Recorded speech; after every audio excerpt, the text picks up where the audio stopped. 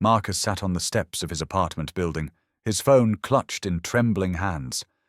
For the third time that evening, he'd sent another message, another plea, another desperate attempt to salvage what had already crumbled to dust. Please, just hear me out. I can change. I can be better. The message sat there, unread, joining the graveyard of 17 others from the past week. His best friend Jordan had stopped returning his calls after Marcus missed his wedding to chase after a business partner who'd stolen his ideas.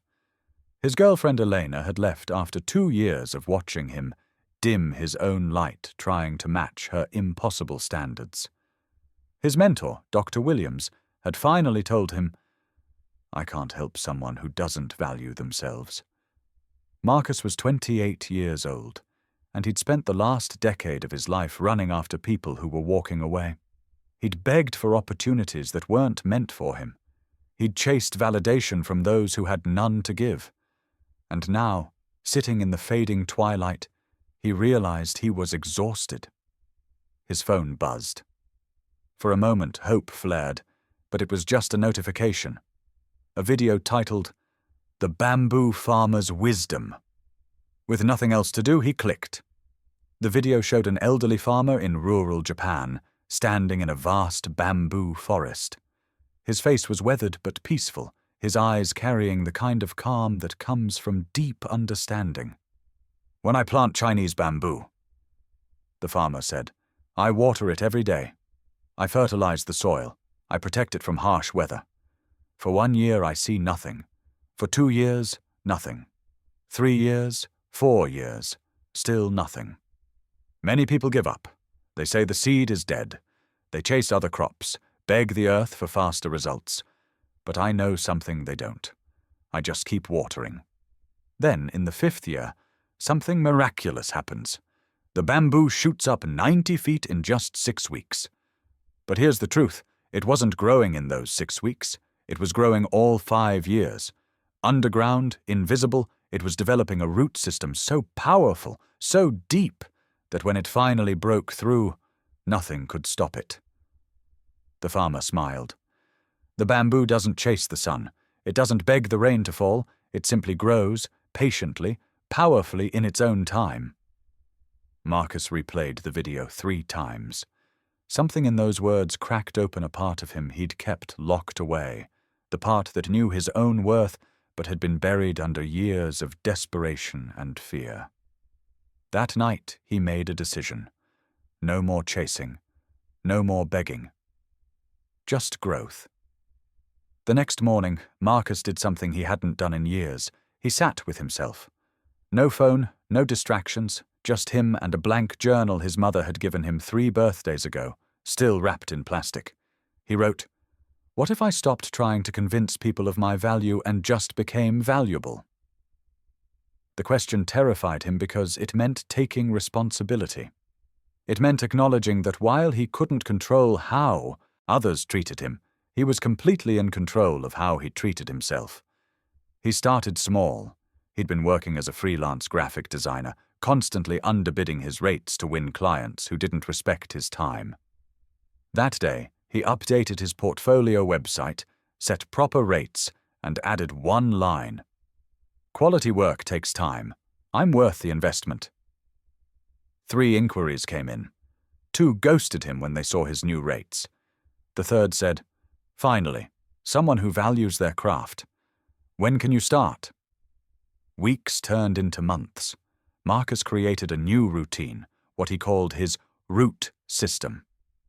5:30 a.m., morning pages, 3 pages of stream of consciousness writing, clearing the mental clutter, processing his emotions without judgment. 6:30 a.m., physical movement. Not to look good for anyone else, but to feel strong in his own body.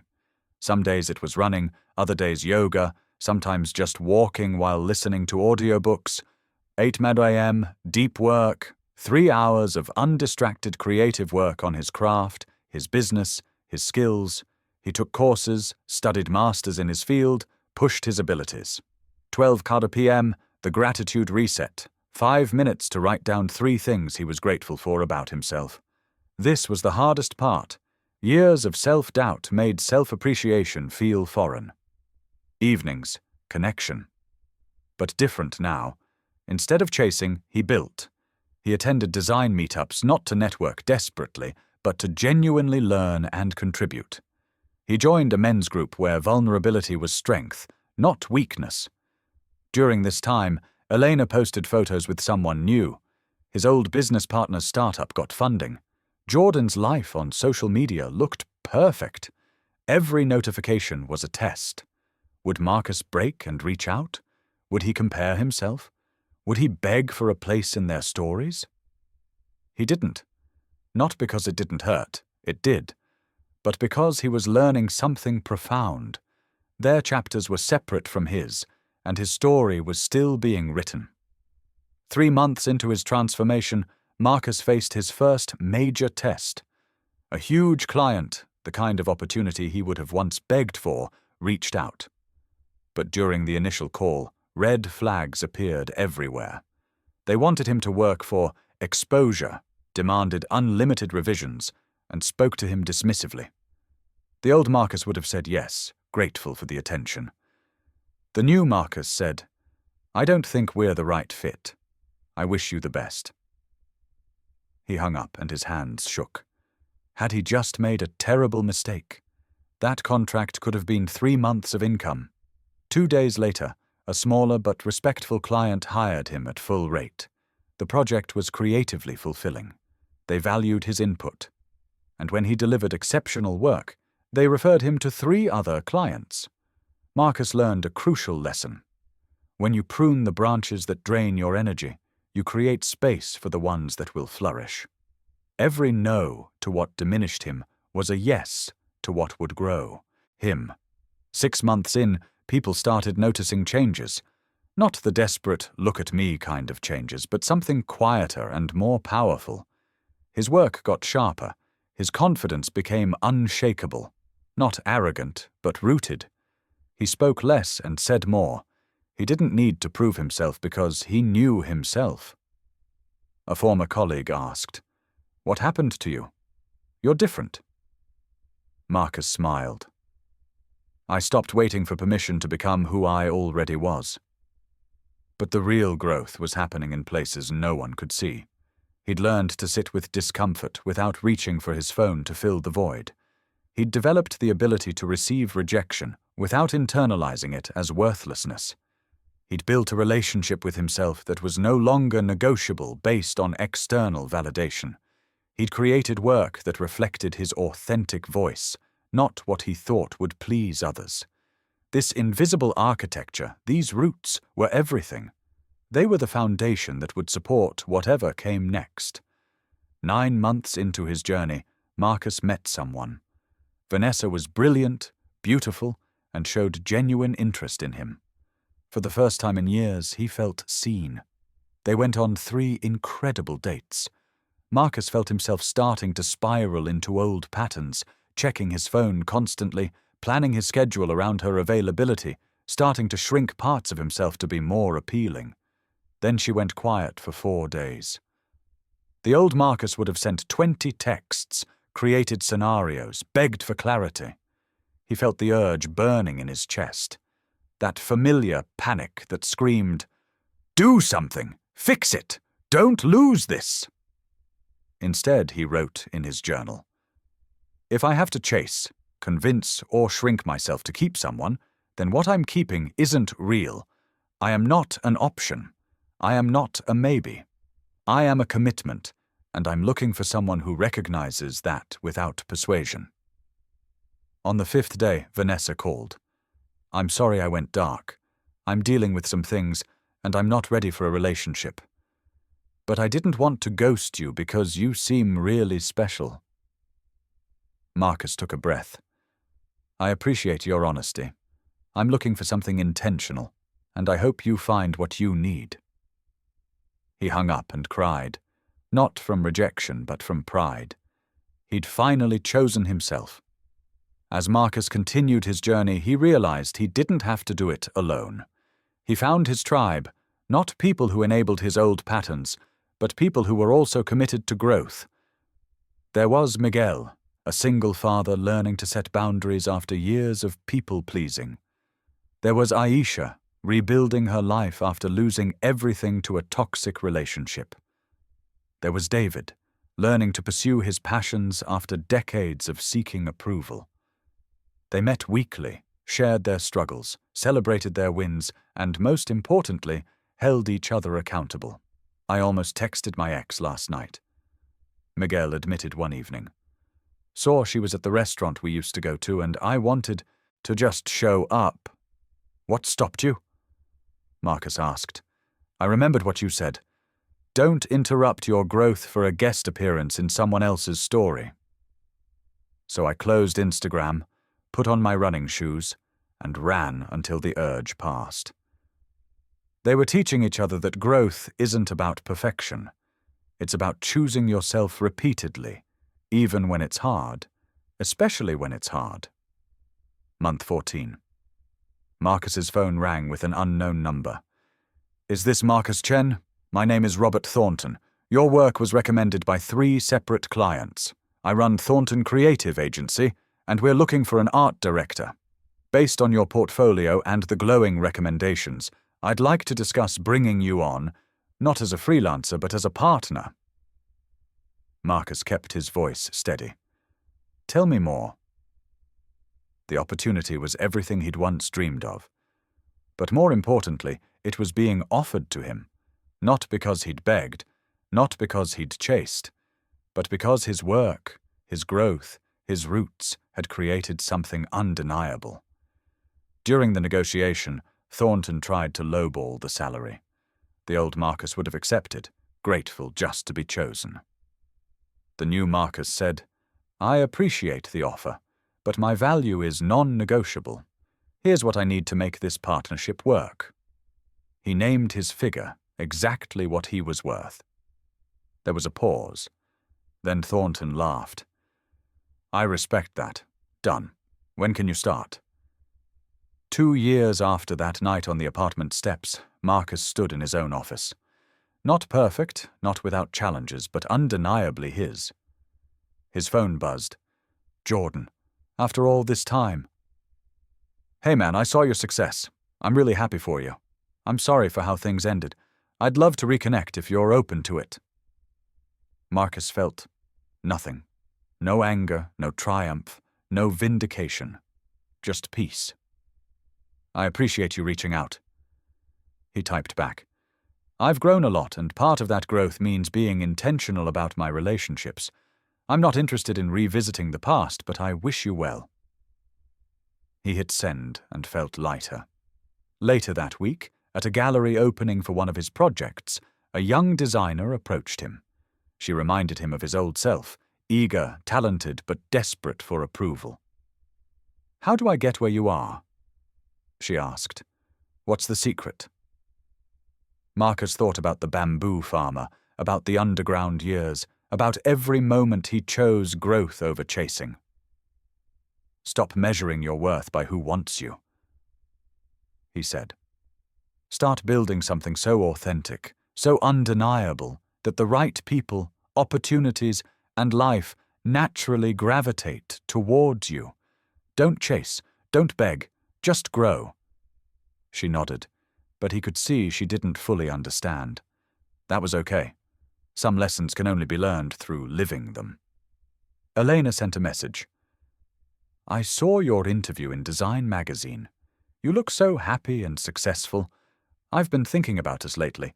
Maybe we could get coffee? Marcus remembered who he was when he was with her. Always. Performing. Never enough. Constantly seeking approval he'd never receive. He remembered begging her to see his value. He typed, I appreciate you thinking of me, but I'm in a different place now. I hope you're well. 3 words he added before hitting send.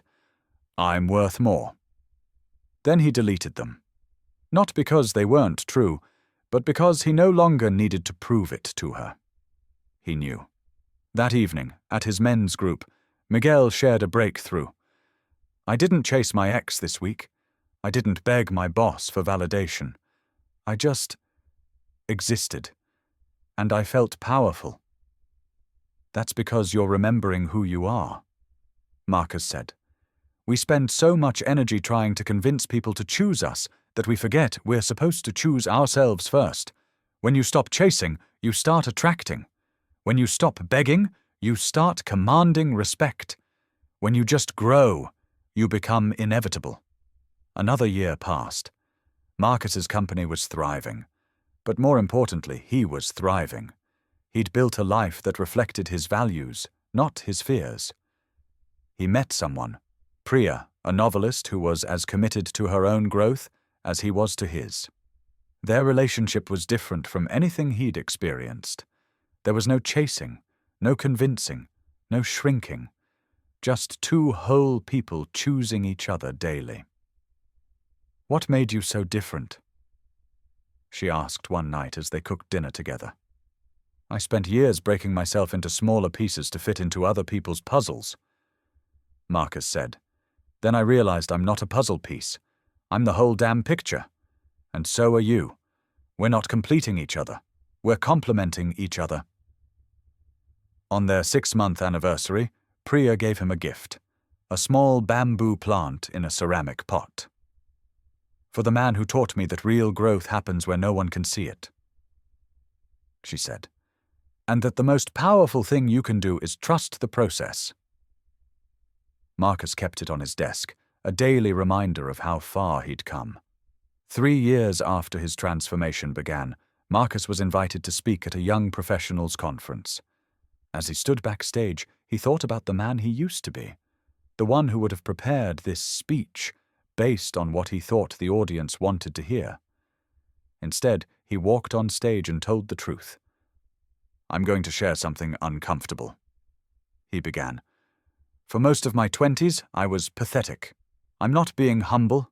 I'm being honest. I chased people who didn't want me. I begged for opportunities I had to convince people to give me. I shrunk myself to fit into spaces that were never designed for me. And the most painful part? It never worked. Because you can't chase your way into being chosen. You can't beg your way into being valued. That's not how worth works. 3 years ago, I learned about the Chinese bamboo tree, and I realized something. I'd been living like a weed, desperate for immediate growth, immediate validation, immediate proof that I mattered. But weeds are shallow. The first strong wind uproots them. Bamboo is different. Bamboo knows something profound. The preparation is the foundation. The invisible work is the real work. The underground growth determines the above-ground strength. So I stopped chasing. I stopped begging. I started growing. And here's what happened. The people who were meant to be in my life found me. The opportunities that aligned with my purpose appeared. The respect I'd been seeking externally, I discovered internally. Today, I'm not here to motivate you with empty words. I'm here to tell you the truth. You are enough right now. Not potential enough. Not almost enough. Enough. But you won't believe that until you stop outsourcing your worth to people who can't see it. Plant your seeds, water them daily, protect your growth, and trust deeply, completely that your time is coming, not on their timeline, on yours. The room was silent for a moment. Then someone in the back stood and started clapping. Then another. Then everyone. But Marcus wasn't listening to the applause. He was watching the young woman in the 3rd row, tears streaming down her face, clutching her phone like he once did. He saw himself in her, the desperation, the exhaustion, the breaking point. After his talk, she approached him. "How do I start?" she asked. "I'm so tired of chasing." Marcus pulled out a small card he now carried everywhere. On it was written, "Today I stop chasing. Today I stop begging. Today I just grow." He handed it to her. "Start with a decision. Then honor that decision every single day, even when it's hard, especially when it's hard. Your roots are already forming. Trust them." 5 years after that night on the apartment steps, Marcus hosted a dinner at his home. Miguel was there with his daughter. Aisha brought her new business partner, David shared photos from his gallery opening. Priya read a passage from her upcoming novel. No one at that table was the same person they'd been when they started growing, but they were all more themselves. "Remember when we thought we needed to convince people of our value?" Miguel said, laughing.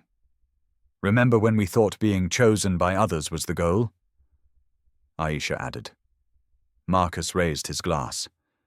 "To the invisible years, to the underground growth, to every moment we chose ourselves when it would have been easier to chase. To bamboo." "To bamboo," they echoed. Later, as everyone left, Marcus stood alone in his garden, looking at his now thriving bamboo plants. Some were just sprouting, others were tall and strong. All were growing at their own pace. He pulled out his journal, volume 7 now, and wrote, "Final lesson. You were never broken, you were just planted, and some seeds take longer than others. But when you finally break through the surface, when you rise into your full height, you realize that every moment, every rejection, every disappointment, every time you chose growth over chasing, was building the roots that now make you unshakable. Don't chase, don't beg, just grow. The rest will come." He closed the journal and smiled. The bamboo didn't rush. Neither would he. Moral lessons, self-worth is non-negotiable. Your value doesn't decrease based on someone's inability to see it. When you chase and beg, you're asking permission to be worthy. You don't need permission. You are inherently valuable. Growth happens in silence. The most powerful transformations occur away from the spotlight. Like bamboo growing underground for years, your quiet, consistent work on yourself is building an unshakable foundation. Trust the process, even when you can't see immediate results. What you tolerate defines your standards. Every time you chase someone who's walking away, every time you beg for the bare minimum, you're teaching them, and yourself, that you're worth less than you are. Set boundaries. Honor them. You can't convince people to value you. If you have to convince, explain, or plead for someone to see your worth, they're not your person. The right people, opportunities, and relationships will recognize your value without persuasion. Rejection is redirection. Every closed door is protecting you from something that wasn't meant for you. When you stop forcing connections, you create space for the right ones to enter naturally. Desperation repels, confidence attracts. Chasing energy communicates scarcity and lack of options. Growth energy communicates abundance and self-sufficiency. People, opportunities, and success gravitate toward those who are grounded in their own worth. You become what you practice. If you practice chasing, you become good at begging. If you practice growing, you become excellent at building. Your daily choices compound into your identity. The invisible work is the real work: morning routines, therapy, journaling, saying no, setting boundaries, learning new skills. These unglamorous practices are the roots that will eventually support your entire life. Pruning is essential for growth. Cutting off toxic relationships, declining bad opportunities, and releasing what no longer serves you isn't giving up. It's making room for what will actually flourish. You are not a project to be fixed. You're not broken. You don't need to become someone else to deserve love, respect, or success. You need to uncover who you already are beneath the layers of people-pleasing and approval-seeking. Comparison kills growth. When you're measuring your underground year 1 against someone else's above-ground year 5, you're robbing yourself of the peace needed to grow. Focus on your own roots. Growth isn't linear. There will be setbacks, moments of doubt, and times when you want to fall back into old patterns. That's not failure. That's part of the process. Keep choosing yourself. Authentic growth attracts your tribe. When you stop performing to be accepted and start being genuine, you'll attract people who resonate with the real you. These are your people. Everyone else was just practice. The power of no. Every time you say no to what diminishes you, you're saying yes to what will expand you. No is a complete sentence and a form of self-respect. You are the bamboo. You contain everything you need to reach incredible heights. The strength is already inside you, building, growing, preparing. Your job isn't to rush it. Your job is to water it daily, protect it fiercely, and trust that when the time is right, you will rise, and nothing will be able to stop you. When you stop chasing, you start attracting. When you stop begging, you start choosing. When you just grow, you become inevitable. Your worth was never up for debate. It's time to stop arguing for your limitations and start building your empire, one underground day at a time. The bamboo doesn't apologize for taking 5 years, neither should you.